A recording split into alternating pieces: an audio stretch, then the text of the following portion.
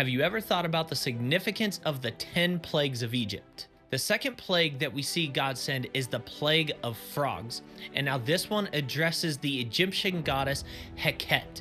And Heket is depicted as a woman with a frog's head. Therefore, the significance of God sending frogs. But Heket was believed to be the goddess of birth and fertility and order. So when God sends all these frogs, he sends such an abundance of frogs that it creates so much chaos that the sorcerers and magicians of Egypt come out and they try to replicate what God did, but they could only add to the frogs. They could not send the frogs away. In other words, they could only add to the chaos. So when they summoned this goddess Heket, who is supposed to be a goddess of order, they were only able to add to the chaos. They were not able to remove from it and restore order.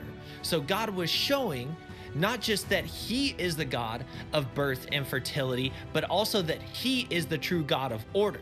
Now, the second part of this is that Heket was believed to be married to another god who formed people on his potter's wheel, and that this is how people were created.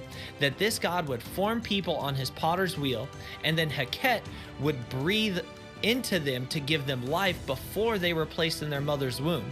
Now think about how this is a counterfeit of the true creation that the Bible tells us. How Jeremiah says that God is the potter and we are the clay. And the creation account in Genesis shows that God breathed the breath of life into Adam. So God is showing also that he is the creator, that he is the God of creation, that he is the one who truly forms people and breathes the breath of life into them.